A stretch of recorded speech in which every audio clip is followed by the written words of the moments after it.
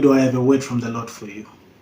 I am so excited because the Lord gave me this word, and I'm just going to give you the phrase that the Lord gave me, and then I'll explain so that you pick the part that is speaking and ministering to you. I believe this is going to be a word that will speak to so many people who are standing for restoration of their marriages, and it will also overlap into those who are waiting for the first time for their kingdom spouses. You're praying and believing God for you to connect you with your future husband or your future wife, or you are in divine separation, you've been separated with your spouse, or you probably have even divorced, but God is bringing back the hearts.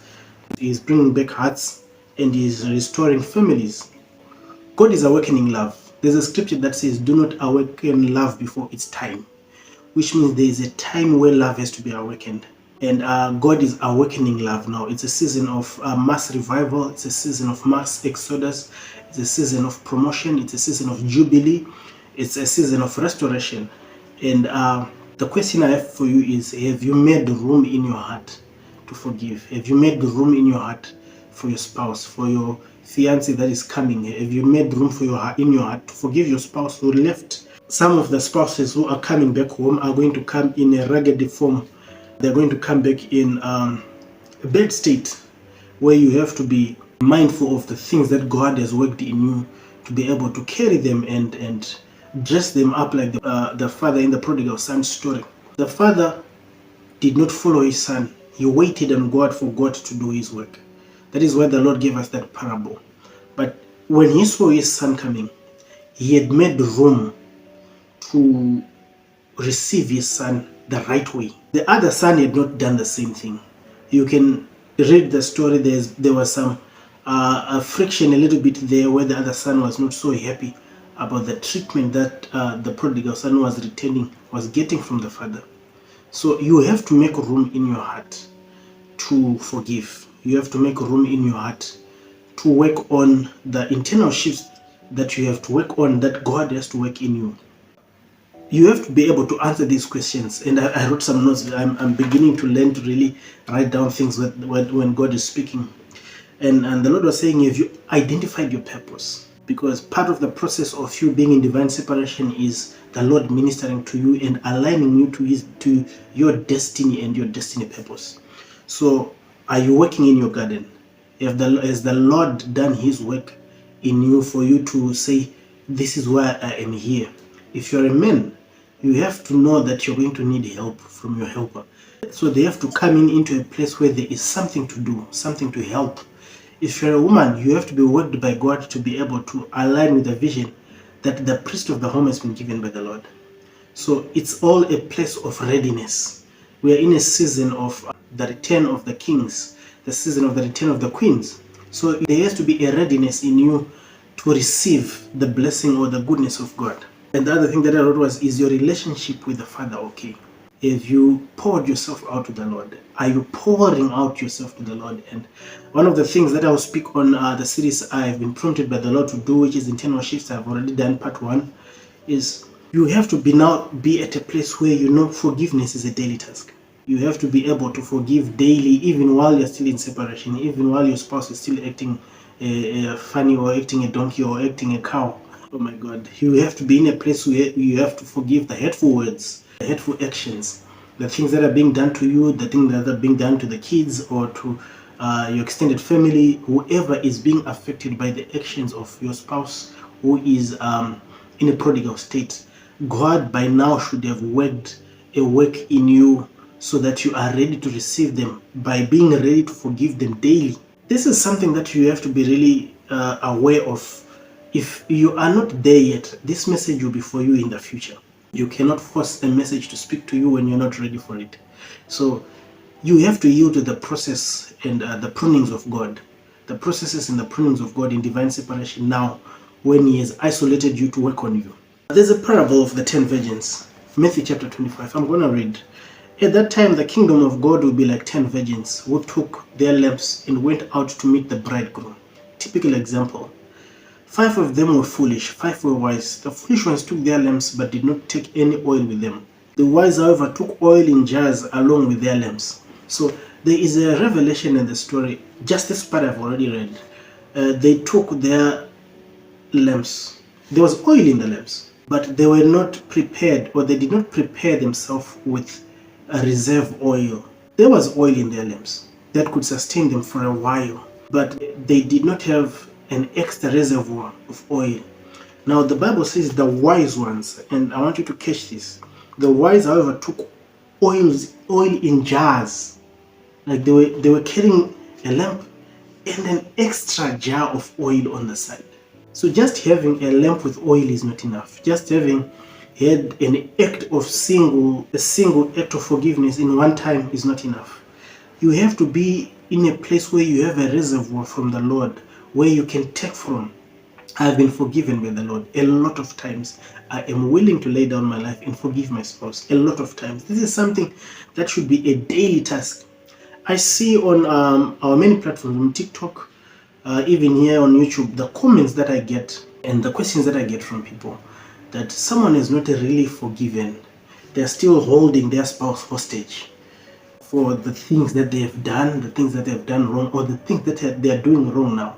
While we are not saying you have to allow abuse, because sometimes these things can go way overboard, you have to be at the feet of the Lord to understand how to act, how to respond. What is your word saying, Lord? How should I deal with the situation? Because these are things that you are being fine-tuned by God during divine separation. So that is the extra reservoir. You have to carry a jar of God. You have to carry a jar of the Holy Spirit. That jar of oil represents the Holy Spirit, the fruits of the Spirit, the gifts of the Spirit. That reservoir is required. So just having a lamp, which could signify love, is not enough, because at some point when you run out of the oil that you have with that love that you have, you can go off and you find yourself in a bad situation, or in a worse situation than what you have been with your spouse. But the Lord said, always be ready and in expectation for Him to surprise you. So the time the groom is coming is not known. The actual time is not known. There is a season of the groom. So for many of you, you are now in your season of the groom, or in your season of the bride if you're a man. Whatever you've been believing God for and the promise that God made you concerning your marriage, you are now in that season. If you've gone through the process and you've been patiently waiting on the Lord, this is your word. You're walking into your season of the groom. Let me show you something. At midnight, the cry rang out, "Here's the bridegroom, come out to meet him." And remember, when this cry was made, the bridegroom was not on the door. They were announcing his arrival, probably at the periphery of the village, where he was going to meet the 10 virgins. How do you know this? Because then all the virgins woke up and trimmed their lamps. The foolish ones say to the wise, "Give us some oil, our lamps are going out." So some people arrive in this season of the groom, in this season of the bride, for some in this season of your breakthrough and the manifestation of the promise of God concerning your marriage. Some people arrive at this point and they'll have exhausted the little that they received from God, but they did not accumulate more to have a reservoir. And this is what it will do. You may have arrived at this place and you see that bitterness is beginning to prop up again. Anger is beginning to prop up again. Unforgiveness, you feel the hurts are beginning to prop up again. You have to have that reservoir where you say, if anything that is of my past begins to show an ugly head, you now know how to go before the presence of the Holy Spirit and give it over and surrender it to Him. This is a daily thing. I'll give you a simple example so that you get more understanding. When you get saved and you are not really worked on by God, you look for one supernatural experience. It's either a good, great Sunday experience or an all-night prayer experience, whatever your case may be. But when the Lord begins to really do a work in you, you realize that even if you have a great Sunday, you expect the working of God on a Monday. You expect the touch of God on a Tuesday. It becomes a daily thing where God works in you to be able to serve Him daily at the altar every day and make sacrifices to the Lord. That is how God is served. Even in heaven, they just stand, bow on their knees, take down their crowns, and worship the Lord God who sits on the throne, and the Lamb. No, they replied. Let me start from verse 7. Then the virgins woke up and trimmed their lamps. The foolish ones said to the wise, "Give us some of your oil, our lamps are going out." No, they replied. there may not be enough for both of us and you. Instead, go to those who sell oil and buy some for yourselves.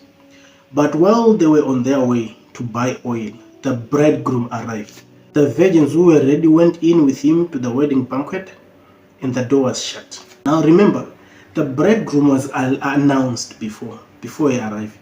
His arrival, his actual arrival, came when the other 5 who are deemed foolish had left to go and try and hustle more oil. That's not the time to try and get oil. So when your season of restoration is arrived, you want to have kept more grace, more understanding, more love, more forgiveness, more hope for your spouse. Even if it's a child who has been prodigal, who is returning home, you want to have been worked by God as a parent to give them more grace, to be more understanding, more kind, and intentionally, and this is very important, intentionally pull out the fruits of the Spirit that are required at that particular time, if there is any particular issue required, so that you don't walk after the flesh, you don't work in the flesh. So many people get to this place, and because of how sometimes the journey is long, they get weary, they get tired. But I want to encourage you, because this is the season. Go before God and pray and say, Lord, do what you have to do to work me, so that I don't miss this blessing, I don't miss this time, and I don't mishandle the promise when it comes. You don't want to be in a place where what you have been believing God for and praying to God for all this time, you then get it and you lose it again. The Lord said, always be ready and in expectation for God to surprise you. There is a sudden shift of hearts that is happening. It's a season of release of prisoners and prodigals. Will you be found wise to forge a testimony, or will you be found wanting? Make room starting today. It won't be long. For many of you, you are walking into your restoration season.